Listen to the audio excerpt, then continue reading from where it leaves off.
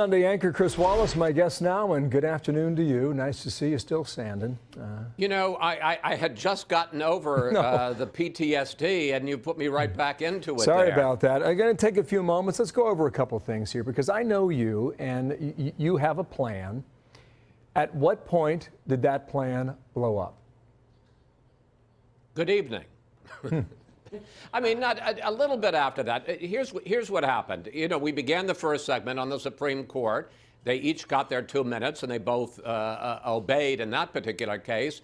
Then Biden started to answer a question, and the president started interrupting him. And my initial reaction was, this is great, because so often these debates become parallel news conferences where one candidate answers the question to him, the other candidate answers the question to him. So when the president started engaging with Biden, I thought, we're going to have a real debate here. It became clearer and clearer over time that this was something different, and that the president was determined to try to butt in and throw Joe Biden off. You gave your statistics. I saw another Fox analysis that indicates the president interrupted either Biden's answers or my questions a total of 145 times, which is way more than 1 a minute. And he bears the primary responsibility for what happened on Tuesday. So here's what I'm curious about. In the moment, did you think to yourself, this is a mess, or did you think I can get this back on track? Well, your initial thought is that the president is interrupting too often. When I'm doing Fox News Sunday, my thought is when two people are talking, you can't hear either of them. So I kept trying to get the president to stop and let Biden finish his answer and let them go back and forth. And then it kept escalating. So, in the beginning, I was cajoling. Mr. President, wait a minute. I'm going to ask a question that you're going to want to hear. I guess I did that twice. And then I began being more forceful. And at a certain point, 45 minutes in, I called a halt to the debate and for a moment and said, this really isn't serving America.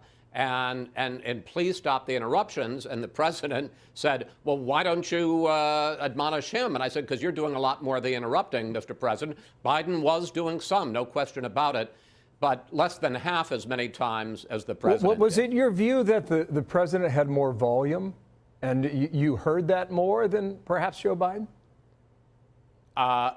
He certainly talked louder, but he also talked more often. I mean, as I say, the Fox News analysis 145 times. The frustration here, Bill, is this, that here was my debate book. And literally hundreds of man hours and woman hours between me and my researcher went in to try to prepare a serious, substantive debate on so many issues. Biden's tax and spending plans, Trump's climate and environmental policies. I was really hoping for the debate that I think America wanted to see, which was a serious exchange of views. And I felt like I had gotten together all of the ingredients. I had baked this beautiful, delicious cake. And then, frankly, the president put his foot in it. And that was frustrating for me because I tried hard to prepare for a serious debate. Much more frustrating and more importantly for the American people because they didn't get the debate they wanted and that they deserved. And I think that's a loss for the country because they didn't get to hear these two guys nearly as much as I think they should have. I don't mean to interrupt you, but I've just got a few more here. Well, there you go. You see, it's another interruption. Count it. That's number one for Hemmer. I've been watching the fallout, and it has been hot. And a lot of that criticism has been directed toward you, whether it's the campaigns or the media or the voters. How do you respond to them 2 days later? Well, I've gotten a lot of praise, and I also have gotten a lot of criticism. And, I guess my answer is hindsight's 20/20. If I had known that the debate was going to keep going this way, I guess I thought originally, as I say first, that the president was going to engage in a debate with Biden and let Biden answer so they could go back and forth. That was a misapprehension. Then I thought maybe the president's going to do this in the first segment, try to rattle Biden. When that didn't work, I thought, and I think he would have been well advised to pull back and let Biden talk more because Biden's answers weren't always great. In fact, sometimes I think if the president had stepped back and let Biden give his answers, he could have been more effective in picking them apart. And it was only, 45 minutes in that I realized just a total mess and disservice this was to the country, and to try to stop it. Do I wish I had stepped in earlier? Yes, but as I say, hindsight is 20/20. Yeah, the president said at one point it's 2-on-1. He felt like he was debating you and Joe Biden. Others have suggested that Joe Biden didn't answer a lot of the questions that are in that notebook right there about the filibuster and the Supreme Court. Have you gone back to look at Tuesday night? He answered the question, but as I say, I think the president made a mistake because so often he would butt in and prevent Joe Biden from answering or not answering. I think he would have been well advised, and not that he needs my advice in the next two debates.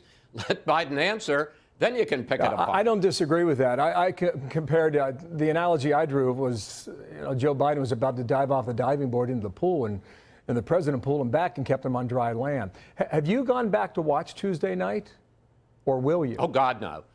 Oh, God, no. No, it wasn't something that I wanted to revisit. I'll probably, look, it took me 4 years to rewatch the Trump-Clinton debate from 2016, which I very much enjoyed. And it still took me 4 years to look at it. This is going to take a while before I watch this one again. But thanks to people like you, I'm seeing a lot of clips. I'm sorry, but they remind me how awful it was. I saw you at midnight Tuesday night. I've been looking for the opportunity to get a more thought out of you, because I thought it was a mess when we were in the middle of it. But listening to the clips again on Wednesday, I thought there was a lot of substance there.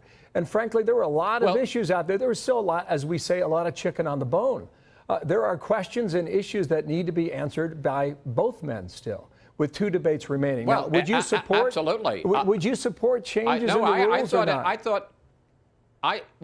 Quickly, I think that there was a lot of substance in the debate, and the fact that we're still talking about what the president said or failed to say about Proud Boys is interesting. What he said about the election going to the Supreme Court. Biden, who seemed to be at one point for the Green New Deal before he was against it. As far as the rules are concerned, I certainly would like to see a more orderly debate. I'm just not sure that any of the possible changes, take just the one that's being talked about most, and that's the idea of cutting off mics. One, in this debate, they were only 6-8 feet from each other. Even if you had cut off the president's mic, I guess you would still have heard it over Biden's. And in addition, the president still would have been disrupting and distracting Biden. And secondly, we're talking about the president of the United States and the Democratic nominee. They say, well, we're going to give the moderator a button to mute them.